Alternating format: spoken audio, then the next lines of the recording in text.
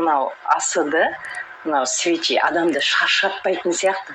Өйткені байқайсыздар ма, мен түнгі сағат 2-3-ге дейін отырамын, группада, еще подписка жасаймын, еще плюс бір басымда 5 группам бар, соның бәріне информация беріп шығамын, и таңертең ерте тұрып, мен еще балдарыма тамағын беріп, одан оларды сабаққа жіберіп, одан қайтадан мынаған кіріп, еще ортасында өзімнің әйелдікте жұмысым бар ғой, үйімді тазалаймын, тамағым бар, соның бәріне мен үлгеріп жүрмін. Бұрын мен бұның бірін өйтіп істей алмайтын, мен ойлаймын, осы свечидің арқасы деп. Сол үшін бір келіндер бар ғой, таңертеңнен кешке дейін шаршап ұйықтайтын жүретін. Енелер сол келіндеріңе әперіп қойыңдар. Хотя бы бір пачканы алып, тікшектеріне салсын профилактикаға. Иә, Райхан, қайырлы күн. Дұрыс айтасың. Меніңше солай сияқты. Мен енді возрасттағы адаммын, жасым 64-те. Мен осы свечаны 17-сінен бері қолданып жатырмын. Варикозым бар, 30 жылғы варикоз. Бірінші баламды 91 жылы дүниеге әкелгеннен бергі варикоз бар. Сол варикоз үшін алғанмын. Және көздің көру қабілеті де төмендеп жүр. Солар үшін енді неде болса бір шипасы тисін деп алып бастағанмын. Енді варикозға келетін болсақ, осы мына күздің кезінде, көктемнің кезінде аурудың қозатын кезі ғой. Жаңағыдай тамырларым шаншып ауырып жүрген. Сол енді тамырларым шаншып ауырып жүрген басылып келе жатыр.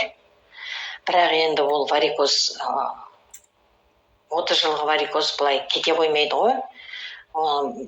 Ұзақ қолдану керек сияқты. Сосын жаңағы Райханның айтып отырғанындай шаршамайтын сияқтысың. Бұрын деген менің де мысалы енді бір жағынан біздер енді возрасттағы адамымыз, бір жүріп келсең шаршап, жатқың келіп сөйтіп тұрады ғой. Қазір осы свечаны алғалы шынымен де бір күшім көбейіп кеткен сияқты. Шаршамайтын сияқтымын мен де. Сол енді әртүрлі жағдайлар бар ғой. Жаңағы дүкенге шығып келеміз, этаждан көтерілеміз. Солардың бәрі біз сияқты возрасттағы адамдарға кішкене нагрузка ғой. Бірақ сол кездерде бір шаршамайтын сияқты болып осы көрінеді маған да. Осы дұрыс айтып отырсың, Райхан. Бір күш пайда болған сияқты ал шынынан да. Енді мына варикоз бен басқа аурулардың результаттарын ұзақ қолданғаннан кейін көріп жатармыз. Әрі кеткенде 3 ай қолдану керек. Иә, ең бастысы иммунитетіміз көтерілу керек қой. Иммунитетіміз болса, біз бәр нәрсені жеңіп кетеміз ғой. Сол үшін мынада иммунитетті жақсы көтереді деп отыр ғой. Осы жерлерде неше түрлі аудиолар келіп жатыр ғой.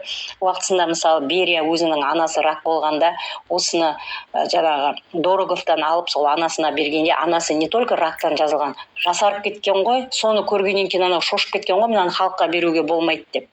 Мынаны халыққа берсе, халықтың бәрінің денсаулығы 100% болып кетеді, фармацевттің бәрі құлайды, пенсионный фондтан убыткаға түсеміз, мынаны вообще халыққа бермеңдер, мынаны алыңдар да құртыңдар дегендағы жаңағы Дорогов, профессор Дороговты ана дүниеге аттандырып жібергендағы мынаны ветеринарияға беріп жіберген ғой. Міне Аллаға шүкір, енді соның свечиге шығып жатыр ғой.